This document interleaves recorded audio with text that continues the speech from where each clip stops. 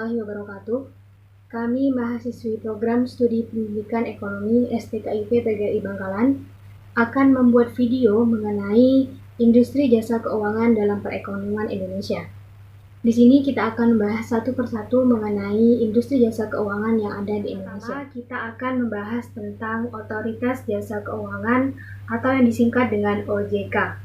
OJK di sini adalah lembaga negara yang bersifat independen yang diberikan wewenang untuk mengatur dan mengawasi industri jasa keuangan di Indonesia. Lembaga keuangan yang diatur dan diawasi oleh OJK adalah perbankan, pasar modal, dan industri jasa keuangan non-bank. OJK memiliki 3 tugas utama. Yang pertama, mengatur dan mengawasi kegiatan jasa keuangan di sektor perbankan. Yang kedua, di sektor pasar modal. Yang ketiga, mengatur dan mengawasi kegiatan jasa keuangan di sektor perasuransian, dana pensiun, lembaga pembiayaan, dan kegiatan jasa keuangan lainnya. Nah, tujuan dibentuknya OJK di sini adalah yang pertama, agar kegiatan sektor jasa keuangan terselenggara secara teratur, adil, transparan, dan akuntabel. Yang kedua, mampu menciptakan sistem keuangan yang tumbuh secara berkelanjutan dan stabil. Yang ketiga, mampu melindungi kepentingan masyarakat dan konsumen. Oke, selanjutnya kita akan membahas tentang lembaga jasa keuangan perbankan. Tentu kita tidak asing dengan kata bank. Nah, bank di sini adalah badan usaha yang menghimpun dana dari masyarakat dalam bentuk simpanan dan menyalurkannya dalam bentuk kredit maupun bentuk-bentuk lainnya untuk meningkatkan taraf hidup masyarakat. Bank memiliki 3 fungsi. Yang pertama, menghimpun dana. Menghimpun dana maksudnya di sini adalah bank menghimpun dana dari masyarakat dalam bentuk tabungan. Kemudian, fungsi yang kedua, penyalur atau pemberi kredit. Maksudnya di sini adalah setelah dana tadi dihimpun, kemudian disalurkan oleh bank kepada masyarakat dalam bentuk kredit kepada mereka yang memerlukannya. Yang ketiga, pelayanan jasa, misalnya berupa transfer dana. Kemudian, di sini ada jenis-jenis bank. Jenis-jenis bank di sini dibagi menjadi 2. Yang pertama, berdasarkan kelembagaan. Yang kedua, berdasarkan kepemilikan.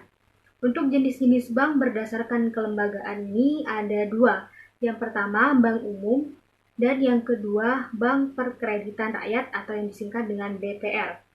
Oke, yang pertama, bank umum. Bank umum di sini menghimpun dana dari masyarakat dalam bentuk tabungan, kemudian menyalurkannya dalam bentuk kredit. Sedangkan BPR atau bank perkreditan rakyat, pada umumnya BPR tidak diperbolehkan menghimpun dana dalam bentuk giro. Kemudian, jenis-jenis bank berdasarkan kepemilikannya. Ada 5 jenis bank. Yang pertama, bank pemerintah. Yang kedua, bank swasta nasional.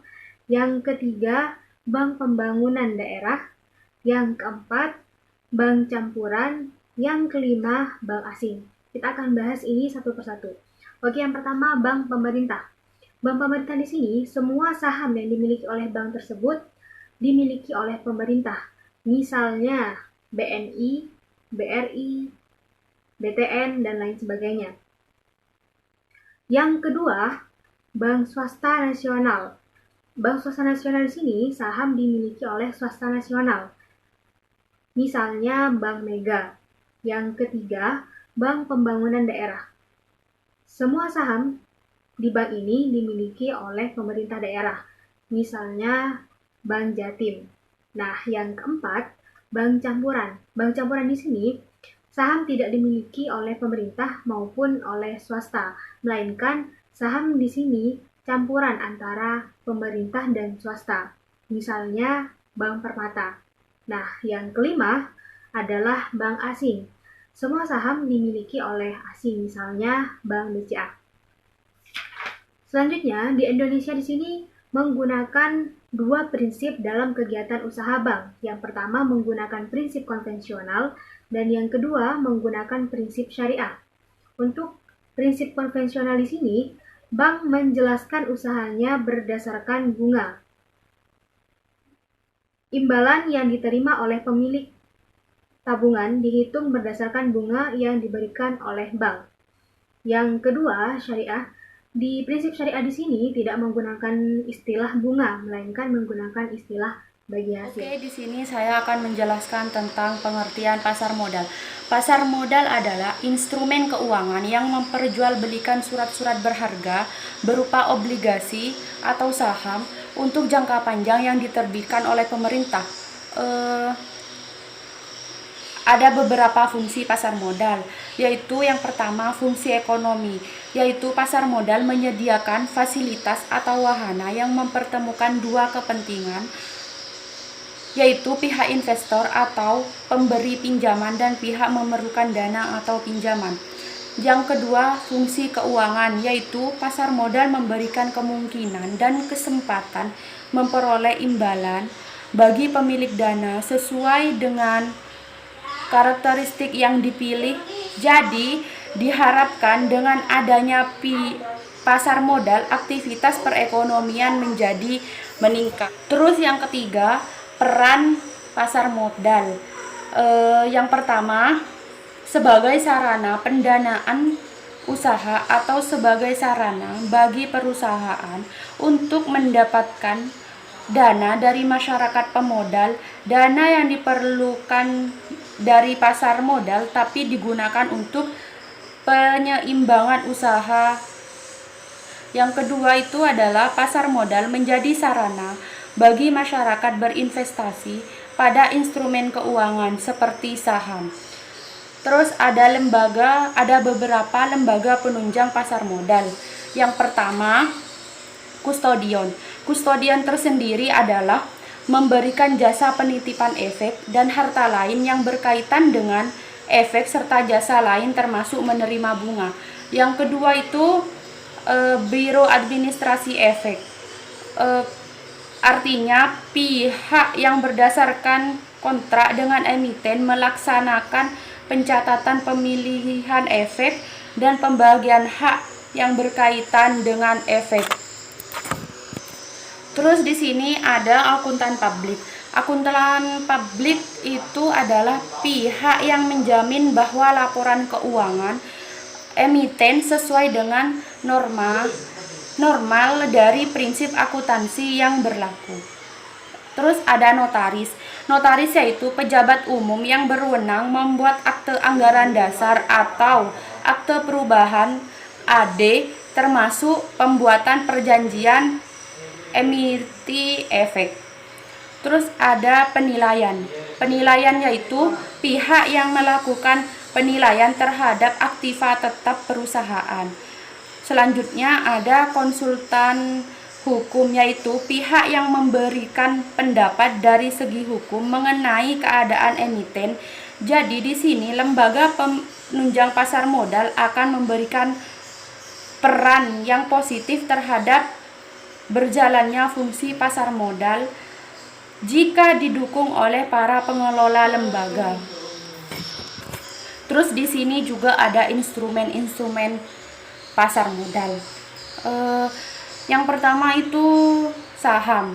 Saham adalah tanda penyertaan modal seseorang atau pihak badan utama dalam suatu perusahaan atau perseroan terbatas. Terus ada jenis-jenis saham. Yang pertama, saham biasa adalah tanda penyertaan modal seseorang atau instansi dalam suatu perusahaan. Yang kedua ada juga saham preferen, yaitu penyertaan modal atau kepemilikan perusahaan pada tingkat terbatas. Terus ada juga obligasi.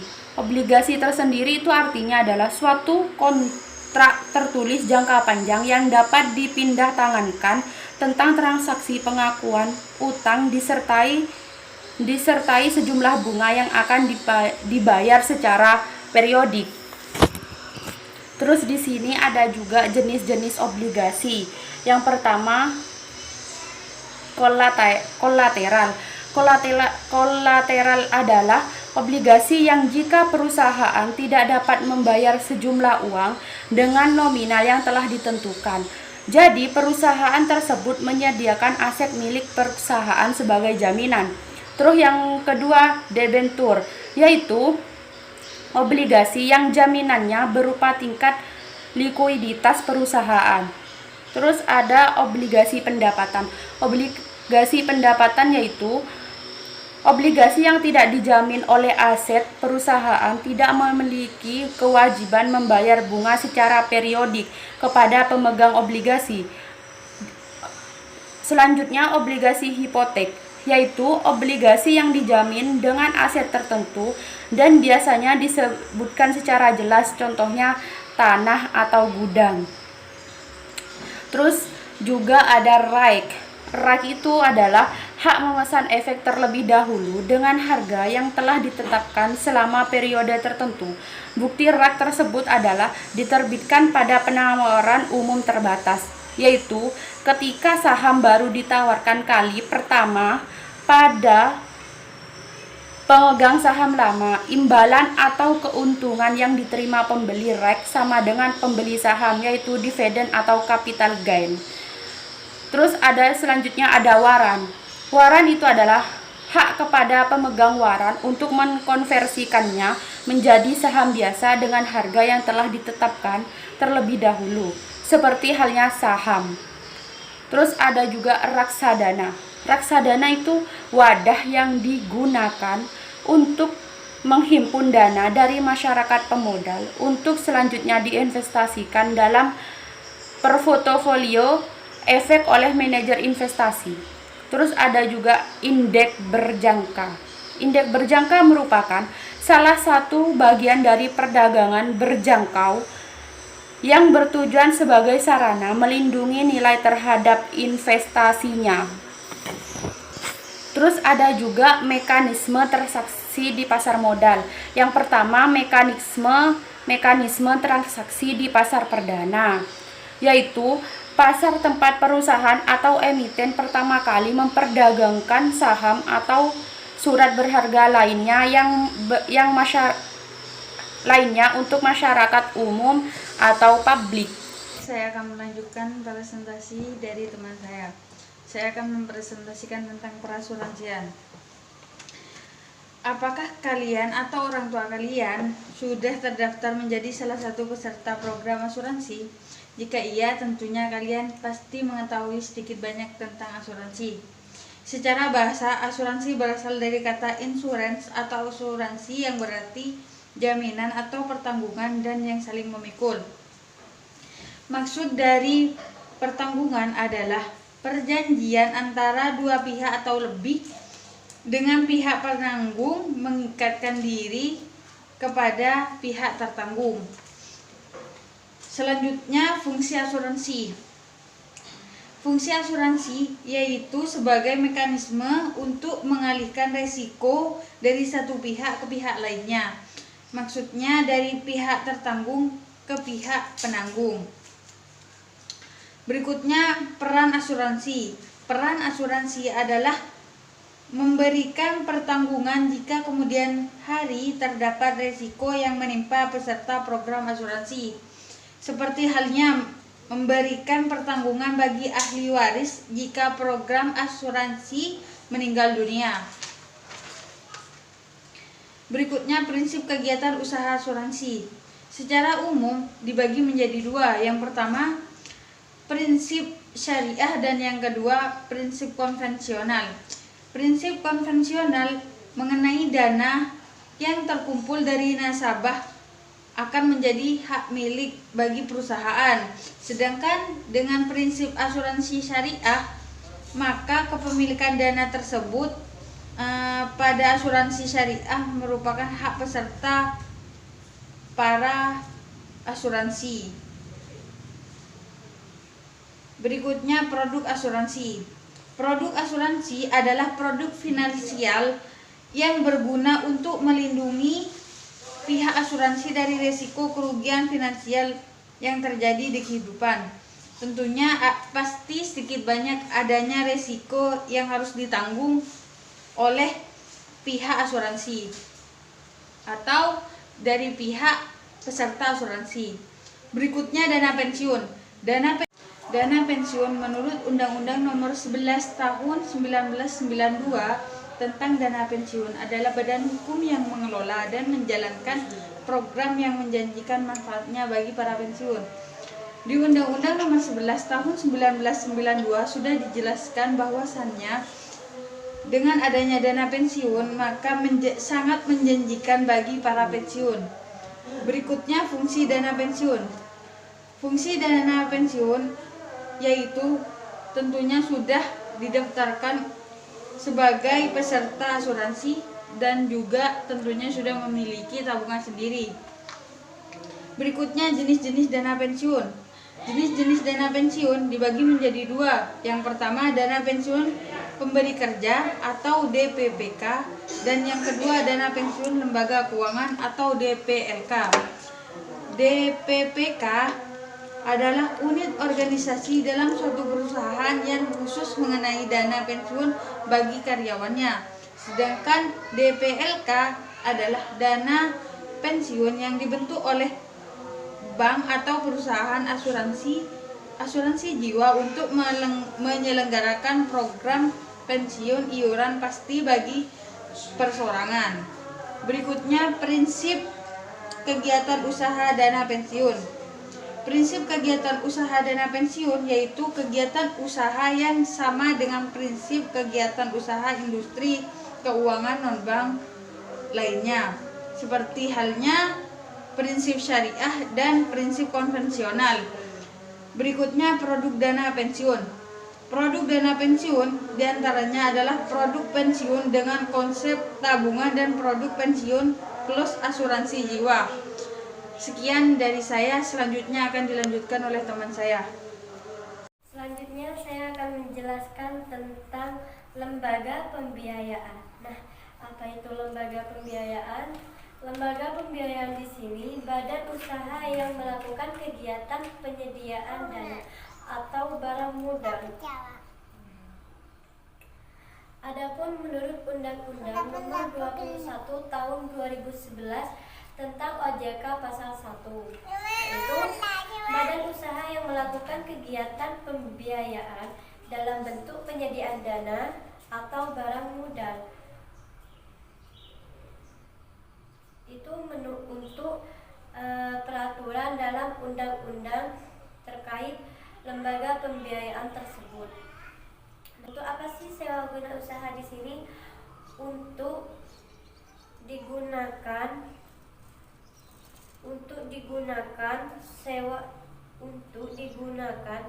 sewa guna usaha ini oleh penyewa usaha selama jangka waktu tertentu berdasarkan pembayaran secara berkala. Nah, lalu anjak piutang. Anjak piutang di sini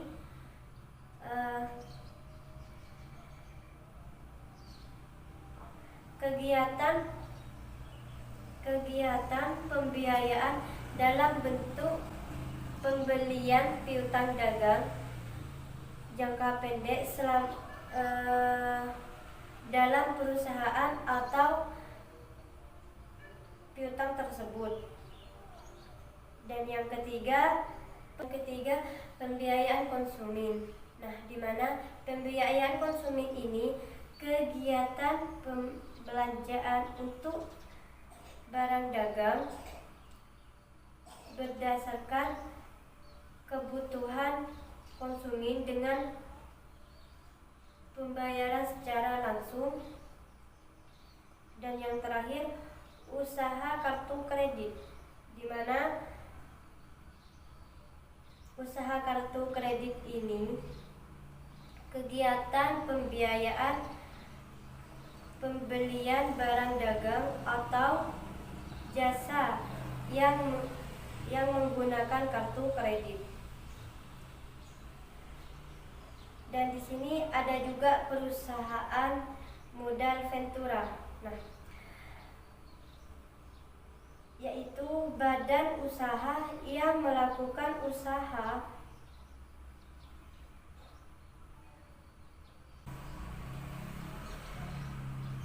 dan produk perusahaan dan produk perusahaan pembiayaan itu dibagi menjadi 3.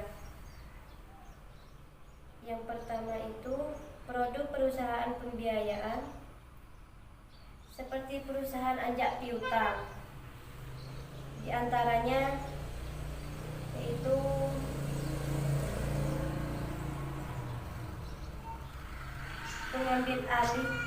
pengambil alih tagihan serta perusahaan dengan fee tertentu. Yang kedua itu produk perusahaan modal ventura, dan yang terakhir produk perusahaan pembiayaan konsumen. Badan usaha yang melakukan usaha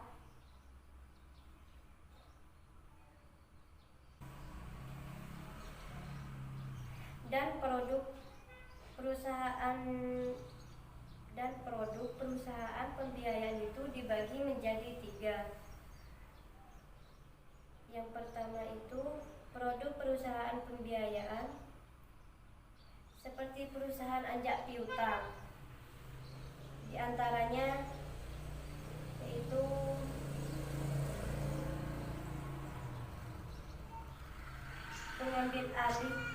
pengambil alih tagihan serta perusahaan dengan fee tertentu. Yang kedua itu produk perusahaan modal ventura, dan yang terakhir produk perusahaan pembiayaan konsumen. Selanjutnya saya akan menjelaskan tentang pengadaian. Nah, pengadaian di sini itu kegiatan yang menjaminkan barang-barang berharga kita kepada pihak pengadaian tersebut.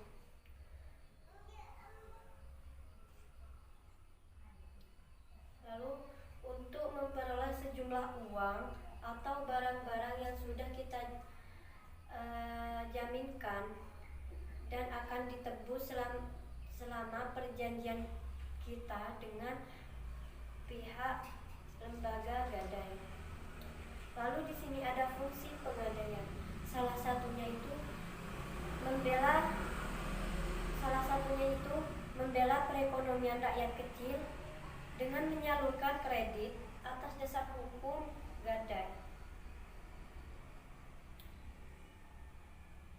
kepada para petani, nelayan, pedagang kecil, industri kecil yang bersifat produktif. Dan yang terakhir itu ada juga jenis pengadaian. Yang pertama, pengadaian konvensional. Nah, pengadaian konvensional itu suatu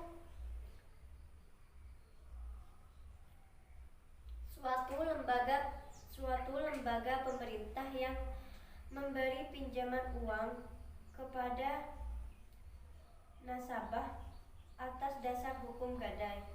Dan yang terakhir, pengadaian syariah. Pengadaian syariah suatu lembaga keuangan atas divisi diri suatu kegiatan dengan memberi pinjaman uang kepada nasabah dengan prinsip-prinsip syariah Islam. Mungkin hanya itu penjelasan yang bisa kami jelaskan. Kurang lebihnya mohon maaf. Semoga bermanfaat dan sampai jumpa di video selanjutnya. Assalamualaikum warahmatullahi wabarakatuh.